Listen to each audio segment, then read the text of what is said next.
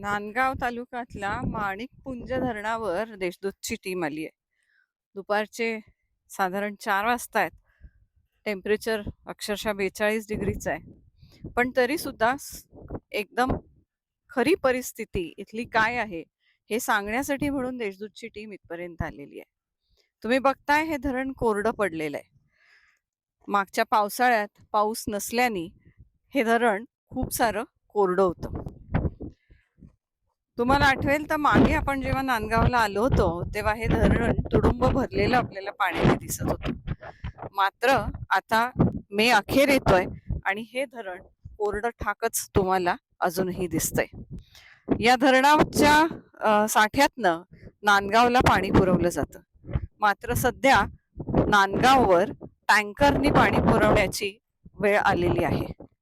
नांदगाव मधल्या 66 गावांना 338 वाड्या वस्त्यांना 77 टँकरद्वारे पाणी पुरवठा सुरू आहे. साधारण 171 फेऱ्या हे टँकर करत आहेत आणि दिवसभरातनं हे पाणी या नांदगाव शहराला पुरवलं जात आहे.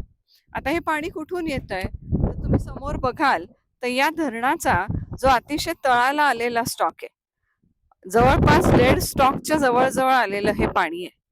हे पाणी कदाचित आणखीन या टँकरसाठी महिन्याभरापुरतं सुद्धा पुरेल का नाही ही शंका आहे. पाऊस पडला तर परिस्थिती सुधरेल, पण पाऊस पडला नाही तर मात्र नांदगावकरांवरही अतिशय दुष्काळाचं सावट हे त्यांच्या डोक्यावर घोंगावेल.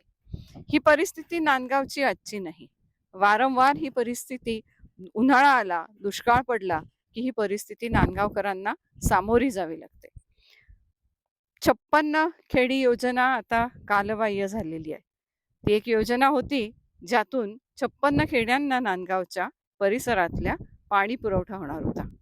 पण ती योजना आता कालबाह्य झाल्याने आता दुसऱ्या योजनेवर नांदगावकर आशा ठेवून आहेत. ही जी योजना आहे ही स्वतंत्र पाणी पुरवठ्याची योजना आहे. गिरणा डॅम वरनं थेट पाईपलाईननी पाणी नांदगावमध्ये आणावे, तिथली टाक्या भरून मग नांदगावकरांना पाणी देणे, ही अशी योजना, थेट पाईपलाईनची योजना.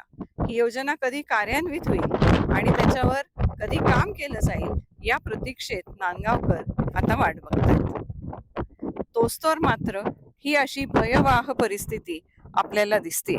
अतिशय तुटपुंज असलेला हा पाण्याचा साठा आणि बाकीचं कोरडं ठाक पडलेलं हे माणिकपुंजचं धरण. सध्या नांदगाव शहराची परिस्थिती सुद्धा बिकटच आहे. 22 दिवसातनं एकदा हे पाणी नांदगावकरांना मिळतंय नळाला. नाही तर मग त्यांनी ते पाणी साठवायचंय किंवा विकत घ्यायचंय आणि विकत घेऊन पाण्याचा वापर करायचा आहे. टँकर येतात कॉलनीमध्ये किंवा घरोघरी, आणि गावोगावी सुद्धा टँकर, खाजगी टँकर फिरतात. पाणी विकत घ्यावं लागतं लोकांना आणि प्यायच्या पाण्याचे जार हे सुद्धा लोकांना विकत घ्यावे लागतात. ही अशी परिस्थिती पाण्याची जर का कायम राहिली तर येणाऱ्या काळात मात्र निश्चित विचार करण्यासारखी गोष्ट आहे. या परिसरातला जो नाशिक जिल्ह्याचा दुष्काळग्रस्त भाग आहे, मग तो येवला झाला, मनमाड झालं, नांदगाव झालं, तर या ठिकाणी पाण्याच्या उपाययोजना करणे अतिशय गरजेचे आहे. नाही तो वर्षानुवर्ष कदाचित अशाच या स्टोरीज आम्हाला तुमच्या समोर आणाव्या लागतील. त्या आणायची वेळ येऊ नये ही आमची प्रामाणिक इच्छा.